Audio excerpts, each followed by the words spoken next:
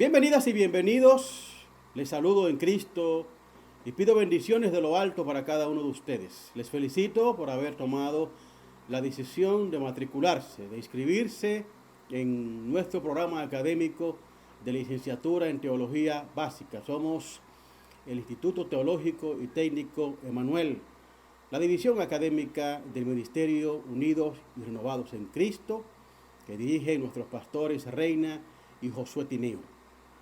Esta es la primera lección de nuestra primera asignatura, donde vamos a hablar de la historia de la iglesia. Antes de entrar en el contenido específico, creo que es importante que hagamos algunas precisiones para que nos entendamos desde un principio de forma adecuada. ¿Por qué hablamos de licenciatura en teología básica? ¿Por qué este programa se llama así? ¿Y por qué el título que se expedirá al final tiene esta configuración? Bueno, porque sabrán ustedes que la Biblia es el libro más importante de la historia de la humanidad. Y en esa condición, de cada versículo de ella se puede escribir un libro adicional. Y de hecho se han escrito muchos. Tanto de personas que han decidido estudiarlas para conocer más de la palabra sagrada de Dios, y de otros, los llamados académicos críticos, que se han dedicado a estudiar la Biblia con el único objetivo de intentar desacreditarla, de buscar contradicciones en ella y de cuestionar su origen divino. En el caso nuestro, cuyo programa descansa en una teología bíblica, nosotros no vamos a dar cabida a esas teorías tan diversas de anticristianos que han querido coger la palabra de Dios como objeto de estudio para intentar deformarla.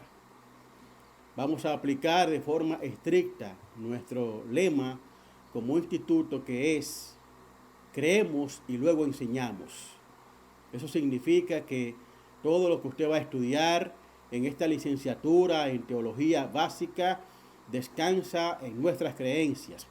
Vamos a enseñar, vamos a conocer, vamos a profundizar sobre la palabra de Dios en toda su dimensión, sobre la historia de la iglesia en toda su dimensión, pero sin dar cabida, reitero, a ninguna teoría malsana que puede deformar el pensamiento de un buen cristiano. Ya cuando se gradúen ustedes de esa licenciatura en teología básica, pues podemos profundizar sobre ciertos temas, porque aclaro, cuando hablo de que no vamos a profundizar ni vamos a entrar en ese tipo de debates, no es porque no tengamos argumentos para ripostar cada una de esas teorías antibíblicas. Claro que no. La palabra de Dios es suficiente para probar su origen divino y para probar su existencia como guía fundamental del cristiano al día de hoy. Pero no es el momento de ese debate. Ese debate lo haríamos después de que culminemos con esta licenciatura en teología básica. Vamos entonces a entrar de inmediato al contenido de nuestra primera lección. Recuerden que esta asignatura se llama la historia de la iglesia. Bueno, ¿y cómo se origina? ¿Cuál es el punto de origen de la historia de nuestro pueblo cristiano? Empieza con un diseño, con una creencia que en su momento fue revolucionaria, el llamado monoteísmo hebreo. ¿Qué significa esto? Antes de que el pueblo de Dios, el pueblo de Israel, comenzara a entender que hay un solo Dios, lo que proliferaba las naciones conocidas en ese momento era el politeísmo. Esa palabra de politeísmo se deriva de dos palabras griegas: polis, que significa mucho, y teísmo, que se traduce como teoría. Por lo tanto, politeísmo debería traducirse como muchas teorías. Pero el término evolucionó para entonces identificar a todas aquellas creencias religiosas que se fundamentaban en la percepción de que existían muchos dioses, casi siempre religiones de carácter animista, vale decir que entendían que ciertos animales eran dioses, que ciertos objetos eran dioses, que fenómenos naturales eran lenguaje de los dioses, etc. Y de ahí surgió entonces ese término de politeísta para referirse a las religiones que creen en muchos dioses.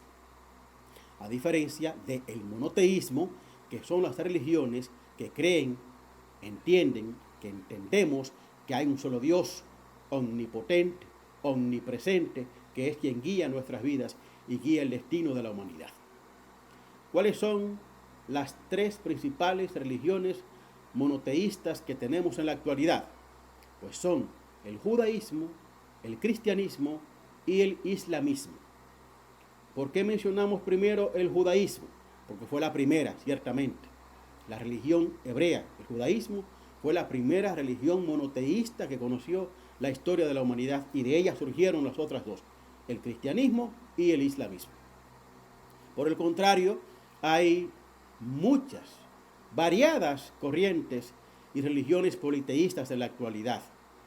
Por ejemplo, la religión china es una religión politeísta, entre muchas otras.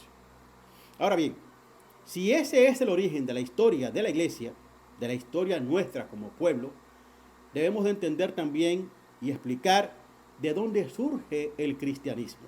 Bueno, como su nombre lo indica, el origen, la fuente de inspiración, el nacimiento del cristianismo surge precisamente con el nacimiento, la vida, la pasión, la muerte y la resurrección de nuestro Señor Jesucristo.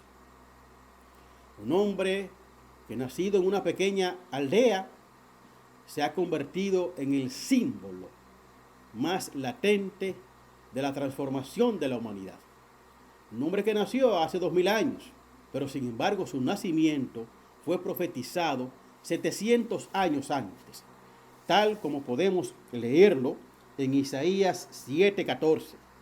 Recuerden ustedes que ese libro de Isaías, que lo veremos a profundidad cuando lleguemos a esa etapa, se escribió 750 años de que ocurriese el nacimiento de Jesús. Sin embargo, ya en ese momento, podemos leerlo en Isaías, capítulo 7, versículo 14, se decía: por tanto, el Señor mismo os dará señal.